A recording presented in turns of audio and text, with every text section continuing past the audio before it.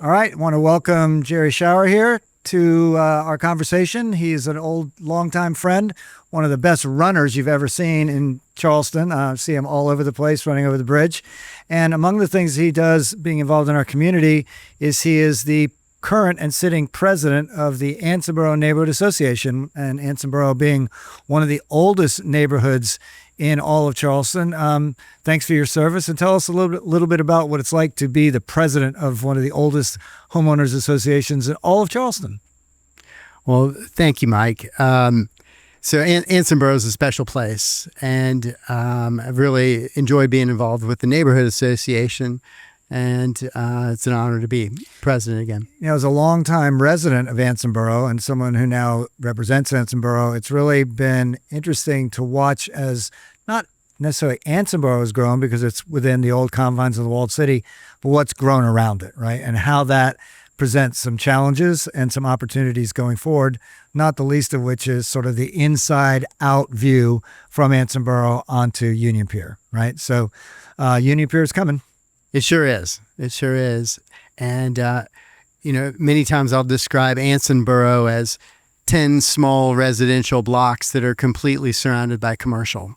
So we've certainly had our share of developments around, ranging from small to large. This is certainly one of the largest opportunities that will come to Charleston. And I think you use the right word, which is opportunity. Having lived on Pinckney Street and looked right down the pipe at Union Pier for many years, people asking, what's ever going to happen with that area? It just looks like it needs some help. And so here we are, right on the precipice at the beginning of what is going to be the most transformative development and growth opportunity that probably we're ever going to see in the future. I mean, really an opportunity. And Ansonborough being right there is going to have a lot to say about it. I certainly appreciate that we've had a good dialogue with everyone as we've gone through this process. And I have to say it's made a big difference that you've been so involved and not just responding to emails, but you actually come to our meetings, which makes a huge difference. And I know that takes time. And I think it points up one of the things that I've come to now learn, the importance of neighborhood associations in the way we govern the city, particularly on the peninsula. It's a great conduit to have information flow in both directions. Try to get there every time I can. There's always a large crowd at Ansonborough, probably, if not the best, one of the two best run associations in all of the city. So congratulations on that. And it just gives the feedback. I mean, the mayor comes fairly often. I like to be there. And you all are really in a place where you can help shape and talk about what the city is going to look like in the future in and around Ansonborough. And there's been lots of opportunities from First Baptist, right, to Union Pier, and then traffic. So let's talk a little bit about mobility through and around Ansonborough. Challenging, right? It is. And I think the word that comes up so often is livability. And some feel we're stressed to the edge with livability, and it's such a wonderful, a special place. We don't want to break that. Right, and in the end, what it's all about at the core, especially here at the city and city governance, is making sure you're safe and that you are happy in your home, right? And the livability aspect of it is a challenge and an opportunity every day. Very few people know that the population of the peninsula permanent is just around 30,000 people, but we get 8.5 million visitors every year. And that creates some livability and challenges too. So let's talk a little bit about that around Ansonborough, the development of hotels and things like that. We talk about development, and there's the concerns that we have today are not dissimilar to the ones that people had 10, 20, 30 years ago in many ways. When we talk to folks that have lived in the neighborhood for a long time, we talk about the impact from tourism, driving, the parking, the horse carriages. So I think that it's an ongoing conversation, and And by the way, an ongoing conversation, not just between neighbors, but between the neighborhood and the city. Because in the end, it's a partnership between the people who live here and the city in which they live that develops the policies going forward to make sure we remain livable, right? And that's that conversation and communication between government and people who live there. The associations are right in the middle of all that. Well, and we count on, and you've been a big proponent of this, watching out for the residents. It would be easy to welcome more development for the good of the government, but if you did that, the impact on the residents could be to break the livability there. Right. And it's the whole notion of looking at what we do every day through the lens of a resident, someone who's here today, will be here tomorrow, and his family will be here for generations. I've had the honor and really the privilege of being able to teach a class at the College of Charleston. And one of the themes of the class is this balance. I call it the 72-72 balance. We're the hottest place in the universe for people to come visit for 72 hours. Are we that good for people who come for a lifetime and live here 72 years and beyond?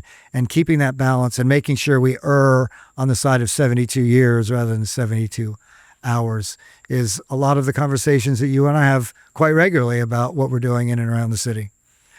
Well, that's right. And some of the development is beneficial to the residents as well. So I think it's important for us to keep that in mind as we... Keeping that balance, the number one industry for sure in the city of Charleston. There is no second place, is tourism.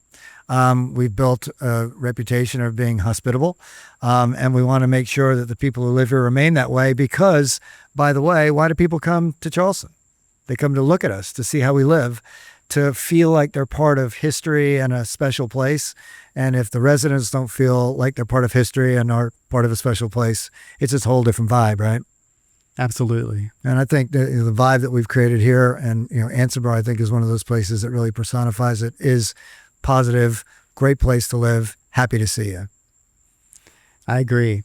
I choose to live there. Yeah, that's right. And we want people to continue to do that.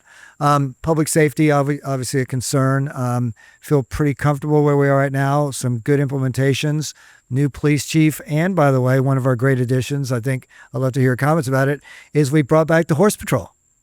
I tell you, my kids and my wife especially are big proponents of the horse patrol. They love it.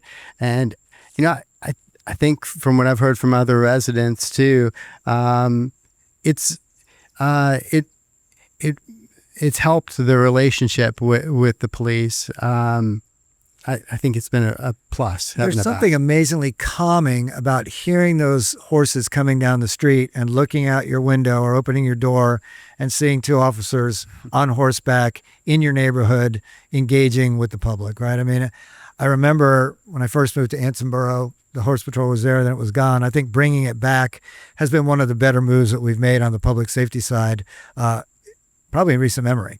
Going back to neighborhood associations, it's wonderful to have a representative from the police force come on a nearly monthly basis and get a chance to interact and share thoughts and concerns. And I think it keeps larger problems from happening by having those conversations before they get large. Right.